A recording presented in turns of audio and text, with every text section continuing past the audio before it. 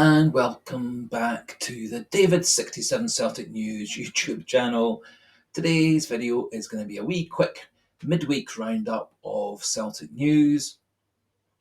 Some talk of players coming and going, planned new contract for one of Celtic's key players, and a wee bit of news regarding some international call-ups for Celtic's team for the international break, which we'll have after the Kilmarnock game on Sunday. Before we do crack on with the video, just a wee suggestion, encouragement, reminder, if you are new to the channel, please could you click that subscribe button, keep the numbers pushing up and up and up.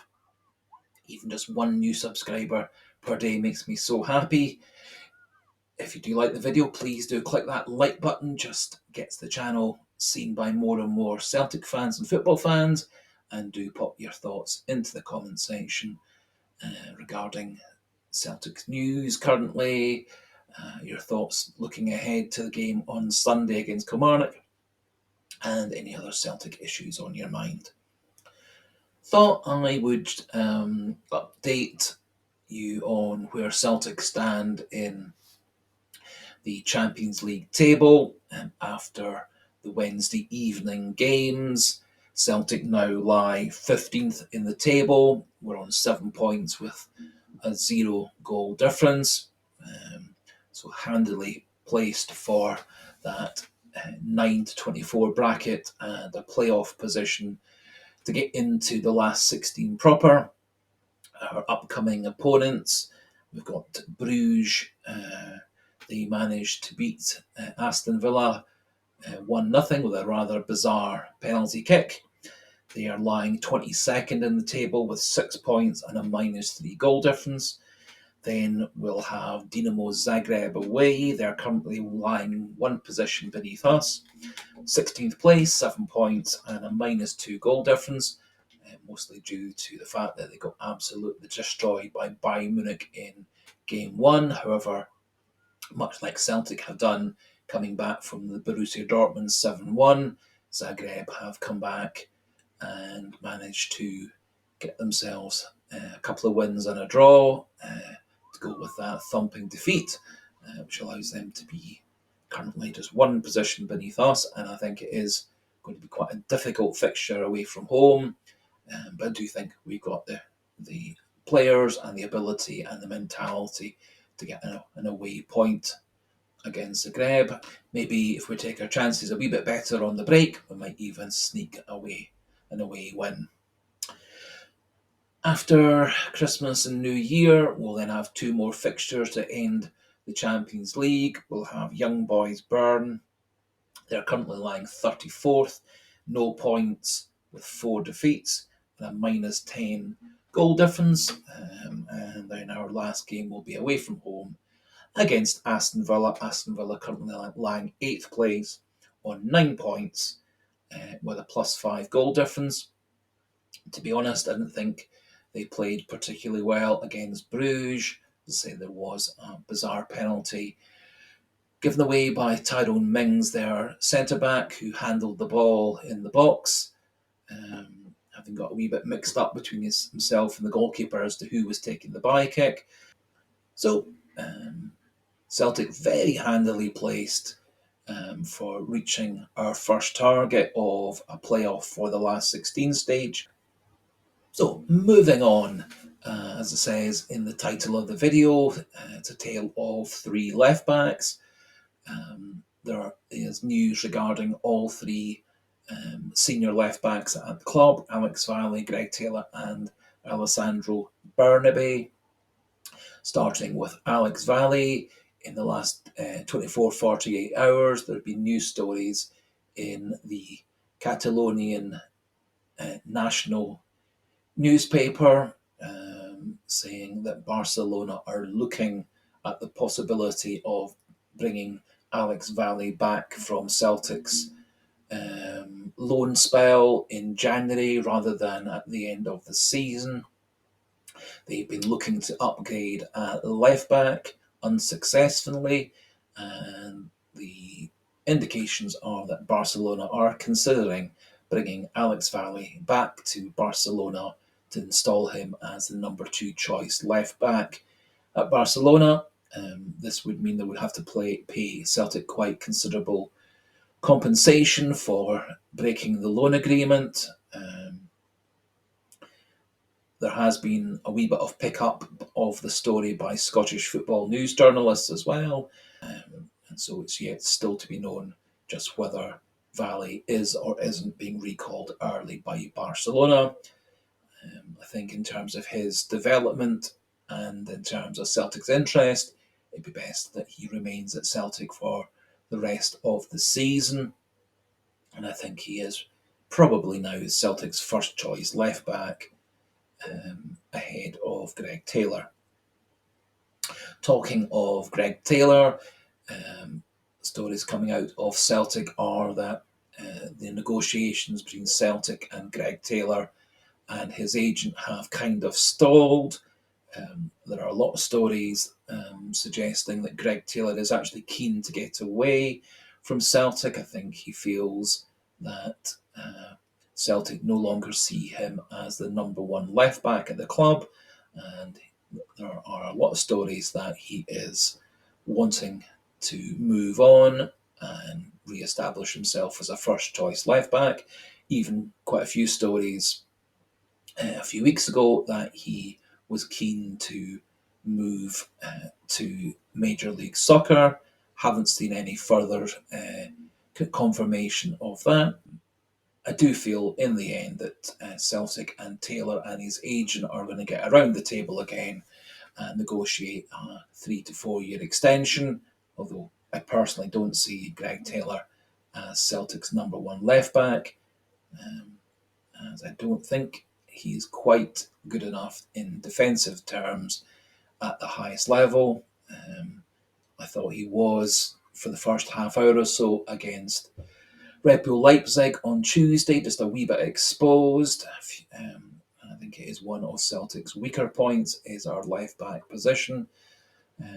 But I do see Greg Taylor as being a very good left back for Scottish football, domestic football, although not quite at the highest level.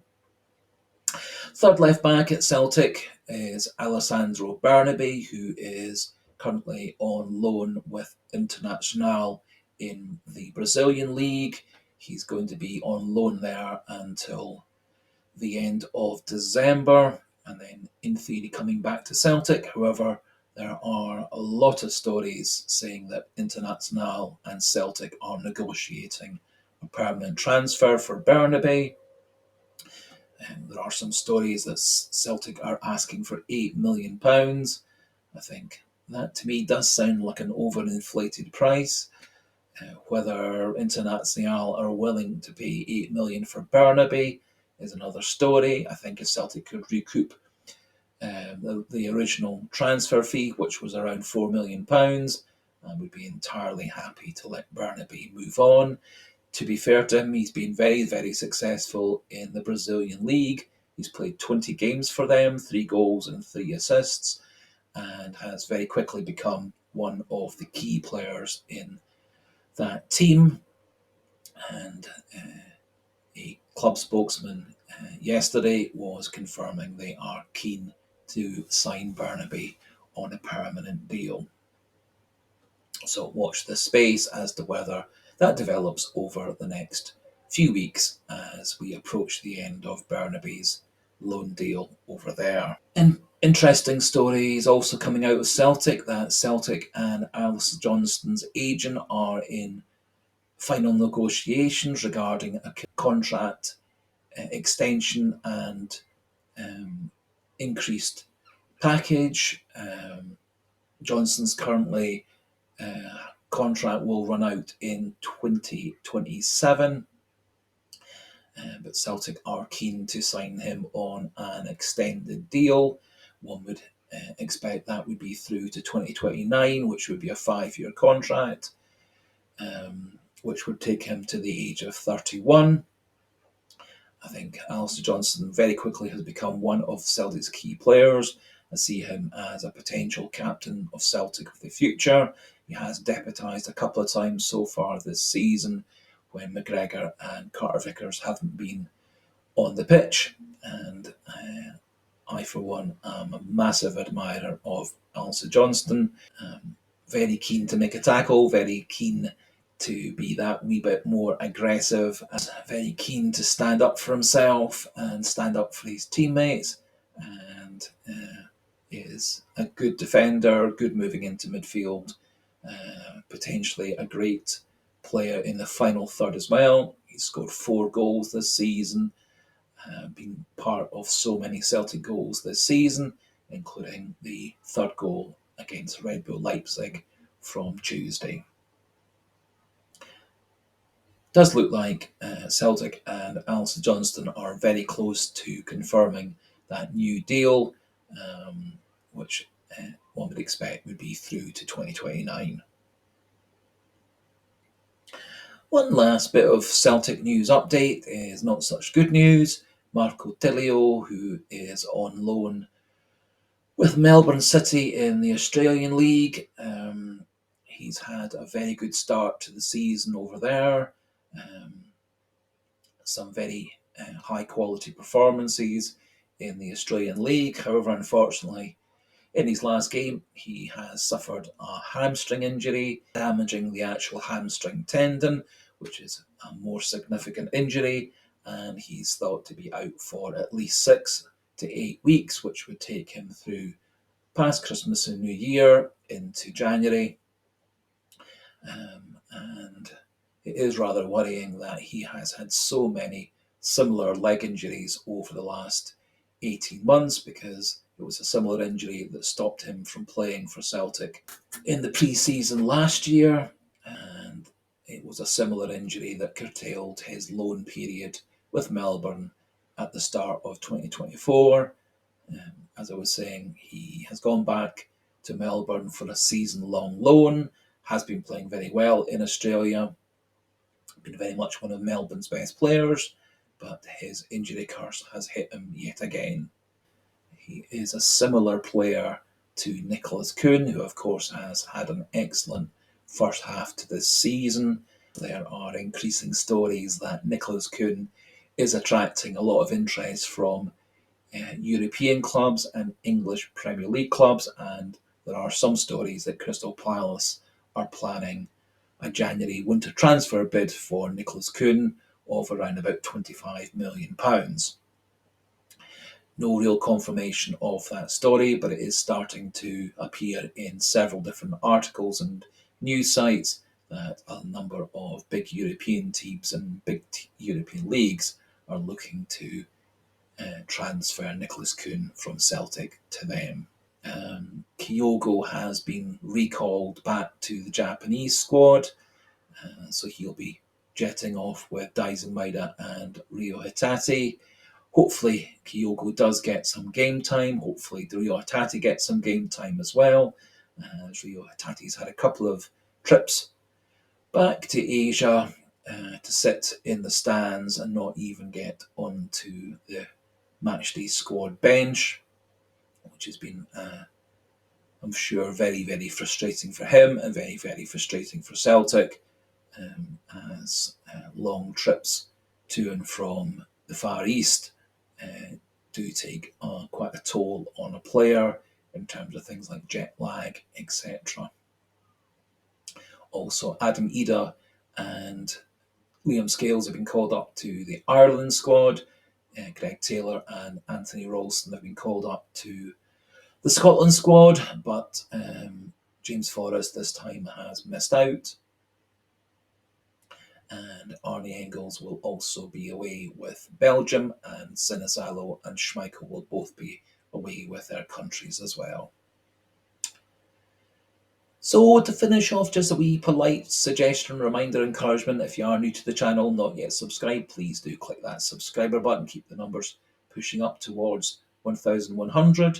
If you have liked the video, please do click that like button. It does help so much get the channel seen by more and more Celtic fans and football fans, and do pop your thoughts into the comment section regarding the situation with the left backs, whether Alesandro Johnston merits a new contract, and any other current Celtic issues. And so until the next video, a goodbye and hail, hail.